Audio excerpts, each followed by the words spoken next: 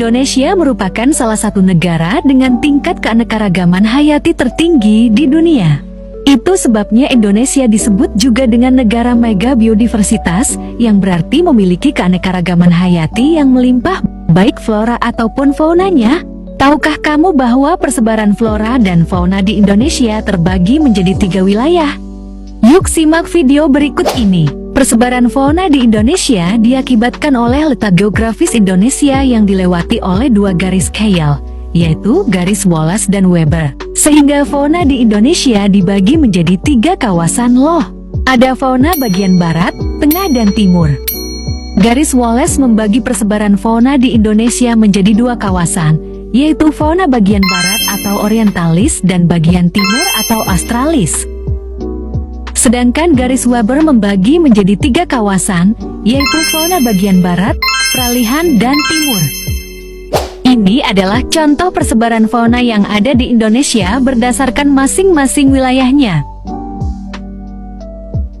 Wilayah Indonesia Tengah meliputi Pulau Kalimantan, Sulawesi, dan Bali, beserta pulau-pulau sekitarnya. Daerah ini memiliki flora dan fauna yang merupakan peralihan antara tipe Asia, Barat, dan tipe Australia, Timur, sehingga disebut wilayah peralihan Wallacea. Berikut penjelasannya. Flora, tumbuhan, Indonesia Tengah.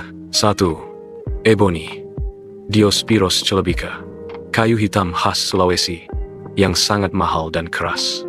2. Cendana, Santalum album, tumbuh di Nusa Tenggara, beraroma harum, digunakan untuk parfum dan ukiran. 3. Kayu ulin, Eusideroxylon zwageri, khas Kalimantan, sangat kuat dan tahan air. 4. Anggrek hutan, banyak ditemukan di hutan tropis Sulawesi dan Kalimantan. 5. Lontar dan palem, banyak di Bali dan Nusa Tenggara. 6. Rotan dan damar, banyak tumbuh di hutan Kalimantan. Fauna, hewan, Indonesia Tengah. Fauna di wilayah ini disebut fauna peralihan karena merupakan campuran antara fauna tipe Asiatis, Barat, dan Australis, Timur. Beberapa contoh. 1.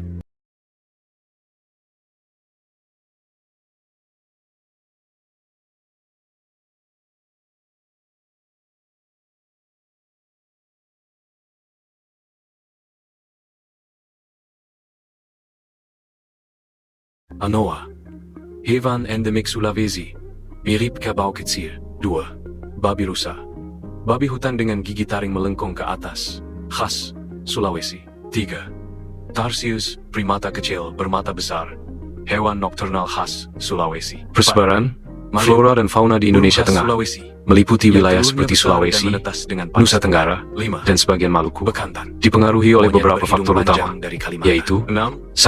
Letak geografis. Indonesia Tengah berada di zona peralihan Wallacea antara wilayah Asia, Indonesia Barat, dan Australia, Indonesia Timur. Karena itu, flora dan fauna di daerah ini merupakan campuran dari kedua wilayah tersebut.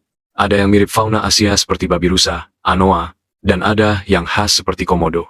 2. Keadaan geologi dan bentang alam.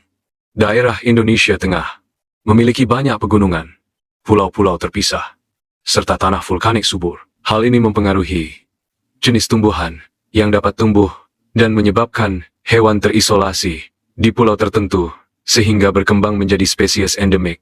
3. True iklim dan curah hujan. Variasi iklim, musim kering dan basah, serta perbedaan curah hujan di tiap pulau menyebabkan perbedaan tipe vegetasi. Misalnya, Nusa Tenggara lebih kering, banyak sabana. Sulawesi lebih lembab, banyak hutan-hujan tropis. 4. Faktor laut dan selat. Laut yang dalam dan lebar seperti Selat Makassar dan Laut Banda menjadi penghalang alami bagi penyebaran flora dan fauna antar pulau. 5. Adaptasi dan evolusi.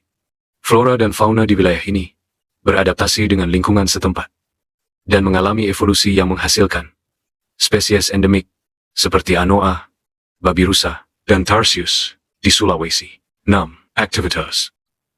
Berikut beberapa manfaat flora dan fauna di Indonesia Tengah, seperti di wilayah Bali, Nusa Tenggara, dan Sulawesi. Manfaat flora, tumbuhan. 1. sebagai sumber pangan.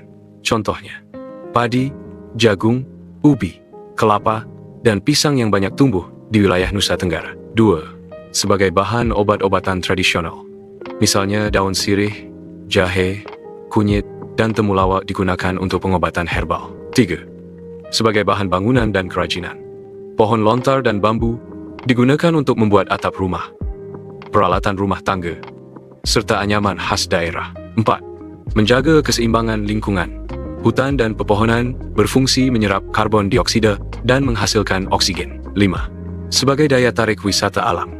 Contohnya, hutan tropis dan taman nasional seperti Taman Nasional Lor Lindu, Sulawesi, yang menjadi destinasi ekowisata. Manfaat fauna hewan. 1. Sebagai sumber protein dan bahan pangan, seperti ikan laut di Nusa Tenggara, ayam, dan sapi di Sulawesi. 2. Sebagai penyeimbang ekosistem, hewan pemangsa dan mangsa menjaga keseimbangan rantai makanan. 3. Sebagai hewan langka yang dilindungi dan menarik wisatawan. Contoh, anoa, babi rusa, komodo, dan maleo, yang menjadi ikon fauna Indonesia Tengah. 4. Sebagai bahan penelitian dan pendidikan, fauna khas seperti anoa dan komodo menjadi objek penelitian ilmiah dan konservasi. 5. Menunjang perekonomian masyarakat melalui wisata. A.